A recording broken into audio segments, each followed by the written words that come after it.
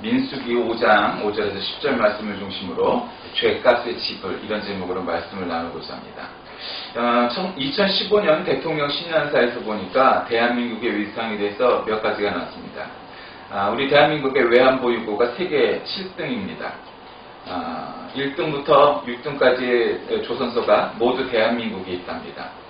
20년 전에 세계 320번째였던 기업 삼성전자가 전 세계에서 8등으로 올라갔답니다. 중동과 아프리카 국민의 45%가 삼성전자나 LG전자의 휴대폰을 사용하고 전 세계 평균 3명 중 1명이 대한민국이 만든 휴대폰을 만든답니다. 인천국제공항은 세계 1등이고 세계 기능올림픽대에서 8년 연속 1등을 하는 나라가 우리나라입니다. 반도체 국가에서 반도체 생산에서도 1등 국가라고 하고 여러 가지 인터넷도 그렇습니다. 여러 가지 제목이 그렇습니다. 이런 것들이 있는데 이런 것에 문제가 아니고 우리나라가 지난 70년 동안 얼마나 많이 발전하고 개발되고 또 부흥을 했느냐, 감히 따질 수 없을 정도죠. 얼마 전에 암살이라는 영화를 보니까 일제시대 때 우리나라에 있었던 암울했던 현실이 많이 다가왔고 또 많은 국민이 봤습니다. 특별히 광복 70주년을 기점으로 해서 나온 영화라 아마 그럴 것 같습니다. 우리나라가 구한말에서부터 해방되기까지 참 굴곡진 역사가 있었습니다. 그런데 그 중심에 교회가 있었다는 사실을 여러분 기억해야 합니다.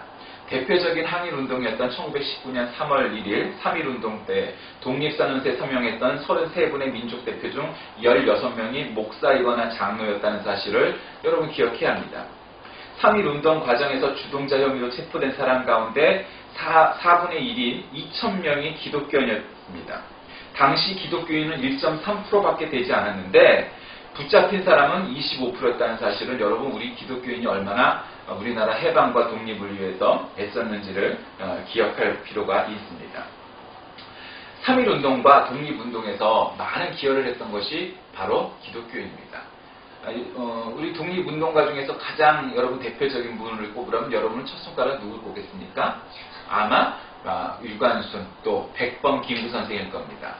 두 분 다 기독교인인 거 아시죠? 우리나라 초대 대통령, 건국 대통령이었던 국부라고 부르기는 여러 가지 논란이 있겠지만 사실 저는 국부라고 부르는 것도 크게 문제가 될 거 없다고 생각하는 이승만 대통령도 역시 마찬가지로 기독교인이었습니다.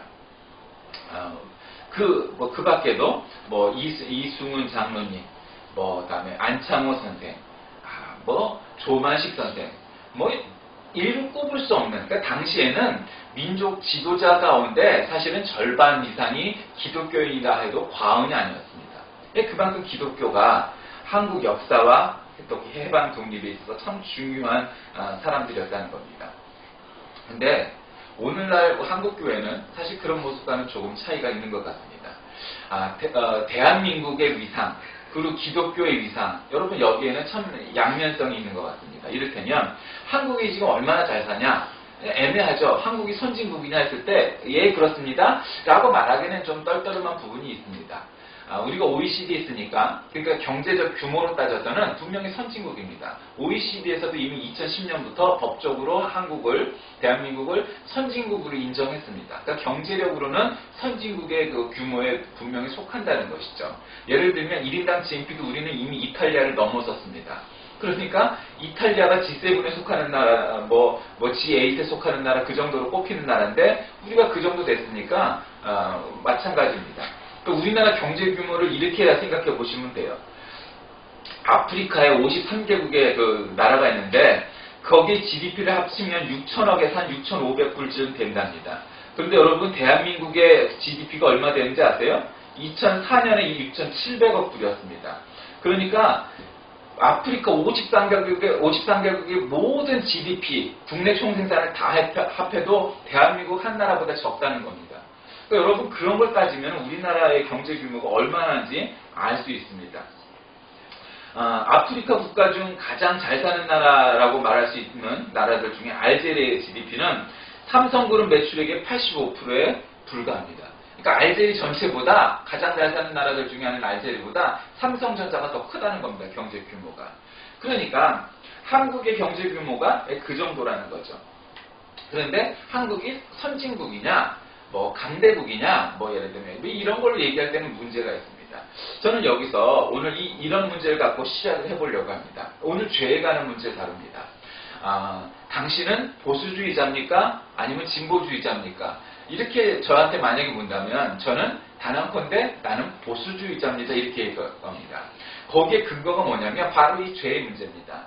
저는 사회 구조적인 문제와 개인의 문제에 관해서 사람이 죄를 짓거나 문제를 일으킬 때 사회적 구조의 문제보다는 개인의 죄의 문제가 더 앞선다고 생각합니다. 그러니까 죄란 구조적인 문제 때문에 저지르는 것보다 개인의 선택과 판단이 우선한다고 생각합니다. 따라서 저는 그거 근거로 보수주의자에 가깝다고 할 수 있습니다. 그렇다면 사회적인 구조의 문제를 우리가 그냥 내버려 두는 것이 마땅하냐? 그렇지는 않다고 생각합니다. 그래서 저는 완벽한 보수주의자는 아니라고 생각합니다. 그럼 구조적인 문제도 자꾸 개선해 나가고 교회와 또 신자들이 참여해서 그런 문제를 자꾸 극복해 나가려고 해야 되지, 우리가 권력자, 기득권자, 힘 있는 자의 편에 서는 것은 결코 예수의 방법은 아니라고 생각합니다. 여러분 기억하실 때 예수님이 도대체 어떤 기득권자의 편에 섰다고 생각하십니까? 사실은 예수님의 삶은 단 한 번도 기득권자의 삶을 살았거나 그분들의 편에 섰던 적이 없습니다. 그분들은 로마 제국의 또 바리새인들, 사두개인들, 또 여러 가지 부자들의 편에 선 적이 단 한 번도 없습니다. 그는 가난한 자, 창녀, 그리고 어린아이, 노예, 그와 같이 별 볼일 없던 사람들과 친구했던 분이었습니다.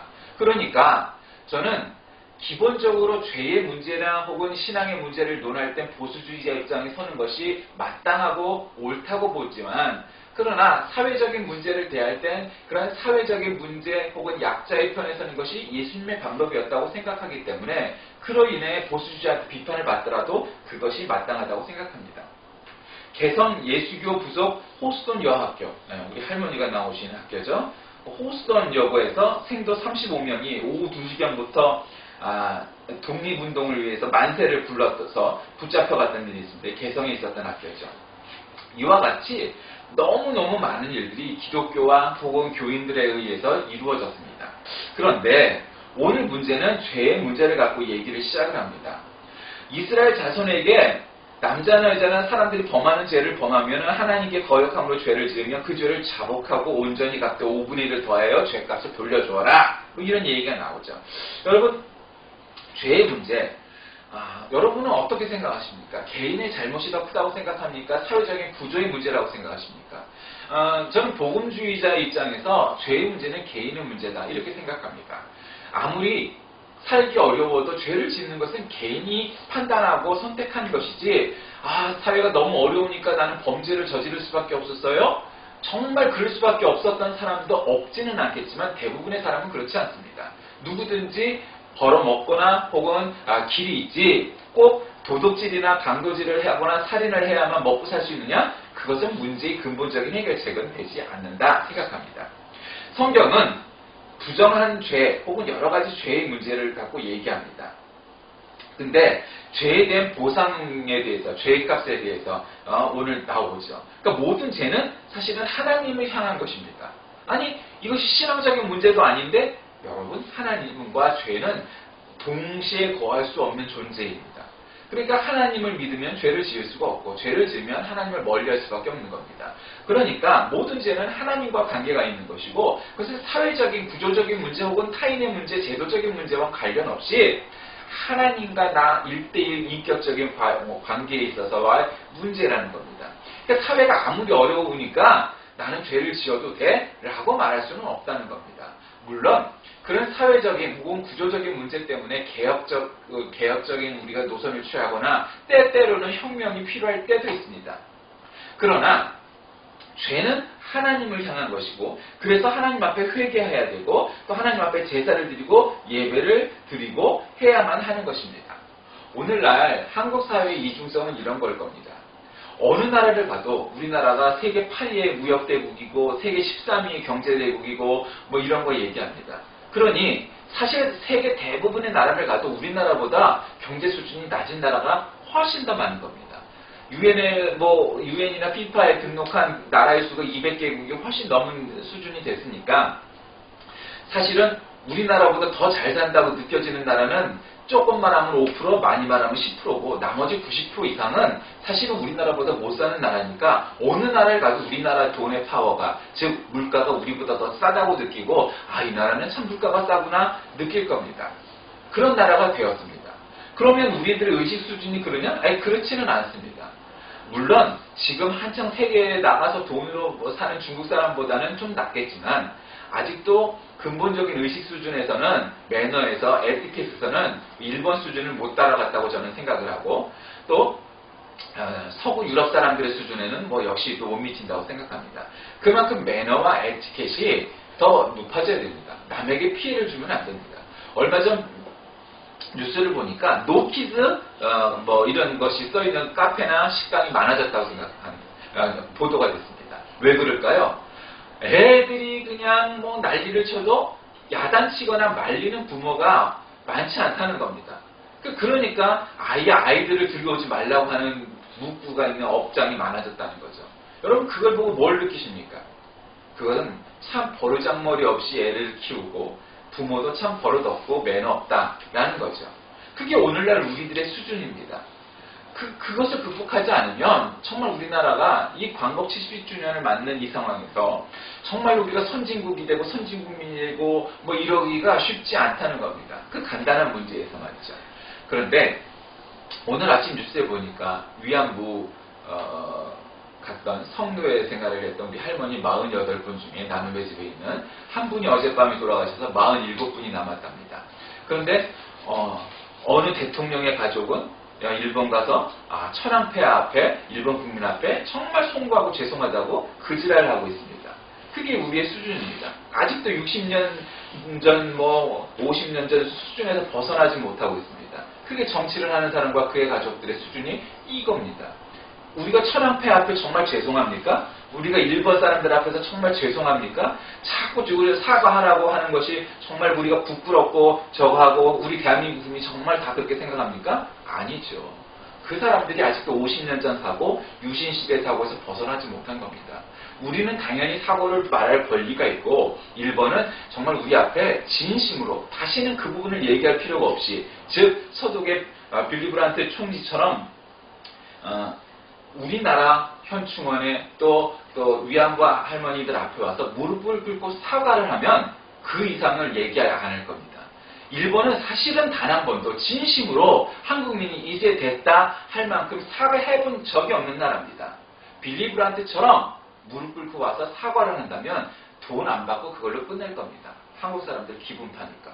그런데 일본은 단 한 번도 그런 적이 없고 지금도 아직도 A급 전범이 있는 바로 그 신사에 가서 계속 경배하고 참배를 한다고 그지랄들 하고 있습니다. 여러분 그건 뭡니까? 일본은 다시 힘이 생기면 하와이에 침공하고 진주만을 가고 미국을 공격하려고 중국을 공격하려고 한국을 공격하려고 일본입니다. 우리가 일본을 너무 잘 알지 않습니까? 그럼 미국은 모를까요? 우리만큼은 모르죠. 아직도 일본을 그렇게 좋아하고 한국보다 더 중요하게 생각하는 이유는 아직도 일본을 잘 모르는 겁니다. 다시는 진주만 침공 같은 일이 안 생길 거라고 자신들한테 천만의 말씀입니다. 일본은 다시 힘이 생기면 진주만 침공 다시 하려고 중국도 하려고 합니다. 여러분 오늘 죄값에 대한 문제를 얘기합니다. 이 민족의 죄값을 우리가 다 치렀느냐? 그거는 아닙니다. 해방이 되면서 이 나라의 가장 큰 문제점 뭐였습니까? 그 암살된 영화에도 나오죠. 친일파를 처단하는 위원장 반민특위라고 하는 반민족행위 특별위원회 반민특위위원장 그리고 그 임원들이 그 사람들이 정말 친일파였다는 거 아십니까? 그러니까 참 우리나라의 코미디 중에 코미디죠. 그러니까 친일파의 괴수가 친일파를 처단하는 위원장을 했고 임원들을 했습니다. 그러니까 정말 친일파를 다 건져냈을까요? 아니요. 그럼 프랑스는 어땠을까요? 독일의 그 게슈타포나 또 독일 장교들에게 몸을 팔았던 창녀들이나 친독 분자들을 어떻게 했는지 아십니까? 이 죄가에 따라서 크게 저지른 사람들은 사형, 또 웬만한 사람들도 막 다 징역을 다 보냈습니다. 그 역사를 그들은 친독 행위를 한 사람들, 나치에다가 협조했던 부역자들을 전부 처단하고 다 마무리했습니다. 그러니까 문제가 없죠. 그런데 우리나라 정치, 경제, 그러니까 재벌들, 또 정치인들, 그들의 대부분이 이 우리나라 건국 초기에 다 누구였느냐? 다 친일 분자였습니다. 독립군 아들들은 지금도 가난하고 못 배우고 혜택을 못 받았는데 친일을 했던 사람들은 공부도 잘 보내고 해갖고 지금도 떵떵거립니다. 그게 우리나라의 문제죠. 독립운동을 했던 사람들은 대우도 안 하고 나라에서 돌보지도 않아서 거지같이 사는 사람들이 많은데 친일을 했던 사람들은 처단하지 않고 그래서 결국은 이 나라를 좌지우지하면서 그들의 정신이 틀려먹었으니까 아직도 정치하는 놈들의 대부분 가운데 그런 정신을 바탕으로 대통령이나 뭐나 다 그짓들을 하고 있는 거죠. 지금도. 여러분 그거 비판해야 되고 그거 극복해야 됩니다. 아직도 일본 가서 천황폐하 운운을 하는 것을 마치 자랑스럽게 생각하는 그런 이게 21세기에 있을 수 있는 일이냐? 아니라는 거예요. 그 죄값 다 받아야 된다는 거죠. 받게 된다는 거죠. 결국은. 왜? 죄를 지었으니까 말이죠. 여러분 저는 전라도 사람도 아니고 사실은 크게 좋아할 일도 없습니다. 그런데 5.18 민주화 운동 때 거기서 죽은 사람들 가운데 민주화 운동을 하다가 그 사람들이 내 가족이라고 생각하면 여러분 그럴 수 있습니까? 그럴 수 없죠. 월남전쟁에 나간 6.25 전쟁에 나간 사람들이 내 가족이 거기 있다면 여러분 그렇게 생각하겠습니까? 그건 역지사지 입장을 바꿔 생각해보지 않았기 때문입니다. 내 가족이 거기 있었다면 여러분 우리가 정말 우리 역사의 흐름 속에서 일어난 모든 일들에 대하여서 나하고는 관계가 없어. 나는 무조건 1번이 좋아. 나는 무조건 2번이 좋아. 그따위 생각을 하고 있으니까 이거밖에 안 되는 국회의원들이 맨날 양산되는 거고 그런 국회의원들 그런 재벌들이 있는 나라니까 아직도 뭔가 우리가 찜찜한 나라가 될 수밖에 없는 겁니다. 뭔가 명쾌하지가 않은 겁니다. 나라의 비전을 위해서 일하는 정치인들을 눈을 씻고 찾아봐도 이건 찾을 수가 없는 거고 정말 민족의 부흥을 위해서 일하는 경제인들을 찾아볼래야 별로 찾아보기가 참 귀한 거죠. 박물관을 가야 되고 천연기념물을 찾듯이 해야 되니까 말이죠. 그 모든 일들의 이 출발이 뭔지 아십니까? 죄값입니다. 모든 사람들은 다 허물이 있고 죄가 있기 마련입니다. 그 죄값을 치르면 용서하고 용서받게 되어 있습니다. 그런데 문제는 그러한 용서를 받는 예배를 드리고 제사를 드리고 하나님 앞에 돌아와 회개하고 하는 일들이 없다면 그건 안 되는 겁니다. 그 이유가 뭐냐? 그 이후에도 결국은 똑같은 죄를 저지른다는 것이 온전한 회개, 온전한 돌아옴이 없었다는 것이죠. 이 나라 역사 70년의 가장 큰 문제는 본질적인 회개, 본질적인 돌아선, 본질적인 하나님 앞에 뚫어 엎드림이 없었기 때문에 결국 70년이 지나도 크게 달라진 것이 없나. 아니 그전만도 못한 의식 수준을 갖고 있는 나라가 되어버렸다는 겁니다. 하나님 앞에 하나님을 두려워하고 하나님 앞에 무릎 꿇고 하는 한마디로 세상에 무서운 게 없는 겁니다. 대통령, 재벌, 국회의원들이 세상에 무서운 게 하나도 없는 겁니다. 하나님이 무섭고 두렵다면 하나님 앞에 무릎 꿇었을 텐데 두려운 것이 없고 무서운 것이 없다 보니까 자기가 무슨 짓을 저지르는지도 모르고 역사의 잘못들을 저질러도 자랑스럽게 살아가고 있다는 겁니다. 사랑하는 교회 여러분, 오늘 이 구약성경에 있는 말씀은 죄값을 몇 배로 치러라 몇 배로 치러라 이러면 용서해 주겠다 말씀하십니다. 오늘날 우리는 이러한 함무라비식 법정과 같은 그러한 구약성경식 그러한 죄값을 치르는 일들은 안 해도 됩니다. 그러나 오늘날 우리에게 필요한 것은 무엇일까요? 그것은 이전에 저질렀던 일을 하나님 앞에 돌아와 회개한다면 그 전과 다른 삶을 사는 것이고 의식이 변하고 다시는 똑같은 죄를 짓지 아니하고 우리 역사를 비판하면서 평가하고 분석하여서 앞으로는 그와 같은 일들을 버리지 않으려고 하는 겁니다. 우리가 일본에게 우리의 역사의 주권을 빼앗겼다면 앞으로 그런 일이 또 일어나지 말라는 법은 세상에 없는 겁니다. 여러분 이제는 민주주의 시대고 이 대명천지에 그런 일이 없을 것 같습니까? 천만에요. 얼마든지 그것이 가능한 것이 역사입니다. 그렇기 때문에 우리가 미국, 중국, 러시아, 일본 이러한 4대 강국 가운데 속해 있는 나라이기 때문에 이것을 잘 이용하면 그 사이에서 우리가 잘 부흥하고 발전할 수도 있겠지만 잘못하면 구한말처럼 또 어떤 나라의 식민지가 되고 침략을 당하고 전쟁을 일으킬 수 있는 나라가 될지 알 수 없는 겁니다. 그만큼 위기의식을 갖고 우리가 이 민족을 위하여서 무엇을 할 것인가, 어느 나라를 믿고 어느 나라는 우리를 평생 퍼줄 것 같고 그런 낭만적이고 말도 안 되는 동화 같은 생각을 살아서는 안 됩니다. 어느 나라도 우리나라를 퍼주고 우리나라를 위하여 희생해주는 나라는 아무도 없습니다. 우리나라는 우리나라 스스로 운명을 결정하고 해야지 누가 우리나라를 목숨 걸고 도와줍니까? 그런 나라 없습니다. 그것도 다 자기의 이익이 되니까 하는 것이었습니다. 앞으로도 마찬가지일 겁니다. 여러분, 그런 민족 자결의 의식이 없이는 이 나라의 민족이 이 강대국 속에서 버텨나가기가 참 어려울 겁니다. 사랑하는 교회 여러분, 광복 70주년, 이스라엘은 약속의 땅 가나안에 들어가는 것이 중요한 문제가 아니라 그 가나안 땅으로 가는 도중에 하나님에 있어 명하신 거룩함을, 성결을 지키는 것이 무엇보다 중요하다고 오늘 본문은 우리에게 말씀을 하십니다. 우리나라가 세계에서 가장 강대한 나라, 어떤 평가기관에 의하면 2050년도에 우리나라가 미국 다음 가는 경제대국이 될 거라고 말합니다. 골드만삭스가 그랬다는데 좋습니다. 얼마나 기분 좋은 뉴스입니까? 그것보다 더 중요한 일이 뭡니까? 우리가 얼마나 수치상으로 가장 잘 사는 나라가 되고 얼마나 국방력이 더 강한 나라가 되고 하는 것보다 더 중요한 것은 우리가 어느 곳으로 가야 하는 것이냐. 우리는 정말 하나님이 정하신 가나안 땅으로 나가고, 즉 하나님 나라를 확장을 위해서 나가는 나라가 되고 민족이 되어야지 우리의 순위가 1등이 되고 2등이 되고 몇 등이 되는 것이 중요한 것이 아닙니다.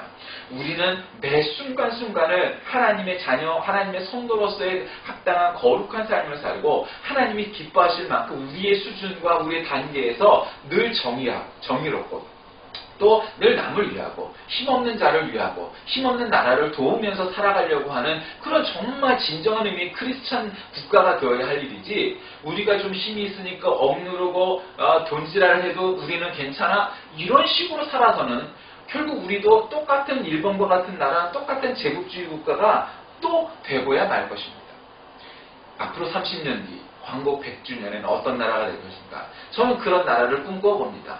하나님의 나라가 확장되고 세계 가장 많은 곳에 선교사를 보내고 복음을 전파하고 우리나라의 젊은이가 세계 곳곳을 누비는 그런 나라가 되어서 하나님이 정말 인정하시는 21세기 이스라엘이 한국이다.